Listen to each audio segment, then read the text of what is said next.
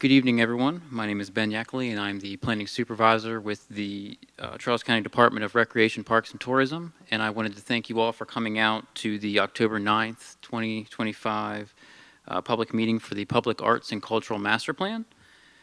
And before we begin, and I hand it over to Alexander Golob with Golob Art, who is our main consultant on the project, I wanted to give a quick background on how we got here. So the project was made possible through the Tri-County Council and the Rural Maryland Economic Development Fund, or the RMEDF to be short.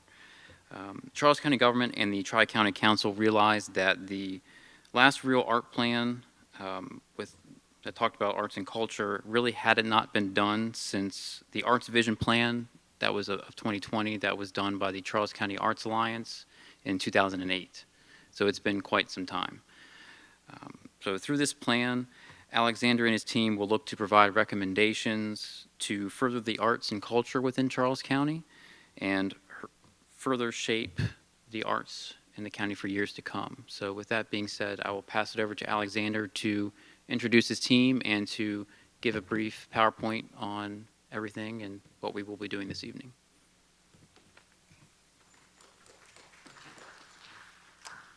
Hi, everybody. Good evening. Thank you so much for taking the time to spend your night with us and thinking about what could happen in the county. My name is Alexander Golob. I am a public artist. I am also the lead consultant on this really exciting project. I am honored to be on this project because, as Ben was just sharing, it is so important for the county and everyone here. It's why all of you are spending your evening here together. So I'm going to talk a little bit about our team. My studio, Golob Art, we work across New England and the Mid-Atlantic and other parts of the country on everything from public art to consulting with municipal governments and other community groups. But it takes a whole team to put something together. And so, 1 second. Let's see if I can do this. There we go. And so we have some amazing partners on this. So the first off is Enviro Collab. Now Heidi Thomas is the principal, and they are incredible landscape architects and urban planners. They're helping in particular related to some site visits and imagining what sites could look like around the county. We have the incredible local artist, Donald Ely. He is I'm sure many of you, or if not all of you, know him already, but he's an incredible artist and does some incredible branding work and community work, and so that's why we have him as well. And then lastly, we have Site Design, who are just very knowledgeable civil engineers who have a lot of experience with placemaking and arts districts. So we thought that they would be perfect partners on this project. Next slide, please. So this, and I'm sure you all know this has been a sprint.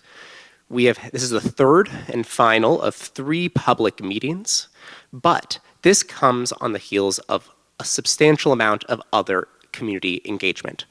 Now, we were contracted in July. We began immediately with deep research into Charles County and the arts sector here. From there, we organized sector conversations, both with the government sector, the arts and education sectors, and the business sector. That gave us a really good understanding of how we wanted to, what kind of questions and conversations we wanted to have here at these public meetings and on the public survey, which I will be mentioning several times throughout tonight to encourage you to all to fill out and share with everyone you know. Then from this, we're going to then move towards site visits, which we've already begun, but we'll continue doing to create sort of maps of possible art interventions and ideas around the county. And then lastly, at the end of October and then into November, we're going to be drafting the plan that will be presented at the commission meeting on November 18th, I believe. So that is the timeline. It is a sprint, but we are up to the task. That's why we have such an incredible team, and that's why we've been doing so much community engagement with all of you. Now, today's goals are to engage with each other. So, to engage you all in coming up with the recommendations for the master plan, coming up with insights to guide our research and our findings. It is to, and then lastly, it is to connect you all with each other. Part of my organizing philosophy, or consulting philosophy, rather, is that we don't just want to create words on a piece of paper, right? We want to create things that are that come to fruition. And part of that is connecting you all with each other and energizing community members to take action after the plan comes out. So that's why we're going to be having a lot of conversational activities, and that's going to be how we're going to be collecting our information. So if you want to go to the next slide, please. We're going to take a minute and pause on the findings elements, and I want to do a little bit of level setting around the arts, because I think that that's a good way of building a sense of why this is so important. Now, I'm not sure if you're familiar with this guy, Robert Putnam. He is a political scientist, sociologist, and he did some really interesting research throughout his life, but in particular, I feel, starting in the 1960s. In Italy, even though he's American. He happened to be in Italy at this very particular time in the country where they were devolving power from the federal government to the state provincial governments, is what they would be called. Every province got the same set of laws at the exact same time.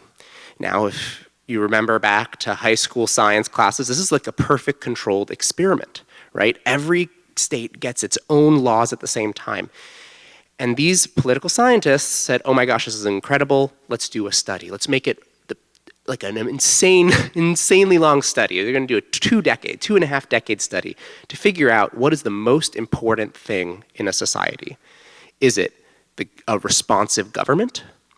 Is it a strong economy? Or is it an active civic and cultural life? Now, these were political scientists, so of course they all had one answer. It must be the government, right? The government is where everything is started and comes from, right? A good government means everything else is good. They were shocked to find that it wasn't the government, but it also wasn't the economy. It was civic and cultural vibrancy that was the greatest predictor of success in the other two elements. Which is to say that arts matter. And it matters more than just to our souls, but obviously I am an artist. I deeply believe it is important to our souls, but it is also deeply important to the economy and to a responsive government. Next slide, please.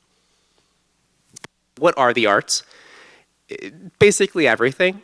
It's every expression of, I would categorize it as anything related to human expression.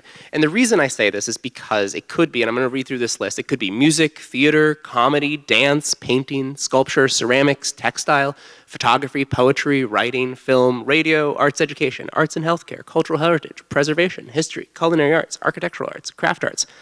Because I know someone in the crowd, it probably is also tattoo art, right? It is so broad, and that doesn't even encompass everything, but the reason I say that is because as you're thinking about arts policy, right, as we're thinking about arts policy here tonight, we need to be thinking really broadly, right, and thoughtfully about what the arts and creativity looks like. And so this is about trying to keep our minds broad and expansive in terms of what that could mean. Next slide, please. Now that we defined what the arts are, let's talk about what their impact is, right, in real dollars and cents. Now, there's some incredible research that's been done in the past 2-3 decades around this specific question. And so I'm going to get into some numbers here. Now, Americans for the Arts, which if you're not aware of them, please look them up. They're incredible. They've been doing studies every 5 years. I believe they've been done 6 of these studies now. around the economic impact of the arts. Now, they specifically look at nonprofit arts impact. And the reason why is that it's easier to track from a data perspective because those IRS filings are public. So it's it's easier to do. But still, they find some incredible data. They find that per person at events, per person spending for arts events is on average $38.44. For local folks, it tends to be in the low mid 30s. For people who are traveling, it's closer to $60 per person. But but keep in mind that is not including a ticket, right? That's all the other spending people do in the community outside of a ticket, right? So that's gas station, that's public transit, that is dinner, that's a little postcard. I mean, whatever it is, that's what that spending is. It's money in the local economy. Then, in addition to that, the NEA has done some really powerful research into the economic impact of nonprofit arts and cultural organizations. They generate $151.7 billion in economic activity. Now, going down to the Maryland level, state level, the arts sector contributes $13.7 billion to the state arts, to the economy, and that's from the Maryland State Arts Council. That includes $7.6 billion towards arts workers' compensation, 86,000 jobs, and they found that for every dollar that the Maryland State Arts Agency, State Arts Council provides to grantees, it generates $1.86 in economic return in terms of local economic activity. That is a huge return on investment. Again, showing that arts are drivers of economic activity. Next slide, please.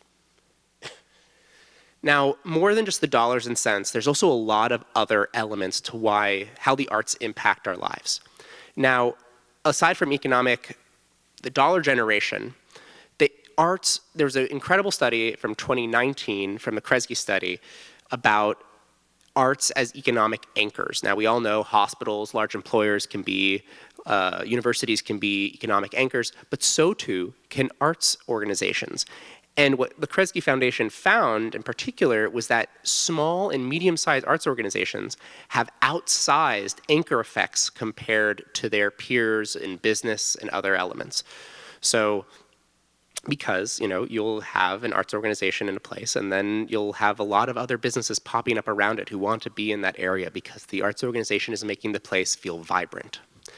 Now, moving from economics, we're going to go to healthcare. There's incredible data around healthcare, and there's far more than I can include in the slide, but one that I thought was really quite powerful was University College of London.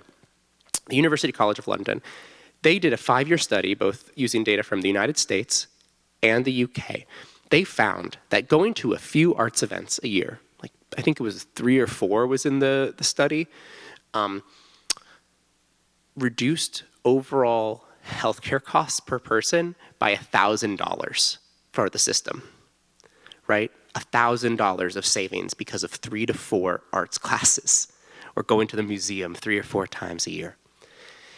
And there are lots of other really powerful studies around the impact of the arts on healthcare, but again, it shows it's not just about, like when we talk about our soul and the impact of the arts, it's also about all these other elements. And then when going to youth, there is an incredible study out of the University of Pennsylvania that from 2017 where they found that in neighborhoods with arts clustered, I'm just going to read it, 14% decrease in child abuse and neglect, 18% decrease in serious crime, a 5% decrease in obesity, and an 18% increase in kids scoring in top tiers in English and math exams.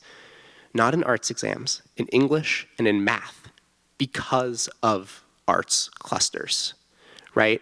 This is really powerful data, and this was controlled for race and income, right? So really powerful results. Next slide, please. Now, we're approaching the end, but I'm just going to say, what does this look like, right? It could be all sorts of things, right? It could be arts policy and staffing. It could be percent for arts. It could be creative use zoning. It could be placemaking, network building, arts and infrastructure, block party microgrants, arts accelerators, skill building, arts centers, Maybe even arts is reimbursable healthcare treatment. It could be all sorts of things. And these are just intended to kind of get us all thinking creatively about what policies and what ideas we could imagine for Charles County. Next slide, please. Now, we're going to have some engagement stations. I'm going to go through these really briefly, but we're going to be doing learning as we go. And so the tables that you saw outside are going to be the stations that we're going to be working at. We'll describe what we should be doing there. But in brief, we have an existing environment. We kind of get a sense of what your feelings are on the current state of Charles County. A wish wall for public art and culture. So we're going to say, what things excite you, what not so much. And then lastly, policy-making priorities, right? So what would you like to see done out of these thoughts? The last station outside of these three is going to be a fun one. You're also more than welcome to swing by there at any point if you want a break.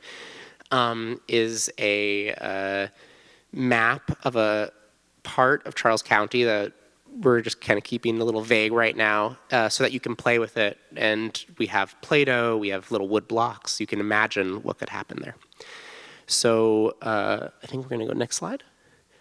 And so lastly is next steps. So we're all going to, and once I wrap up, we're going to go outside and or go out into the hallway, and we're going to work through these stations. But some parting things to remember. The survey.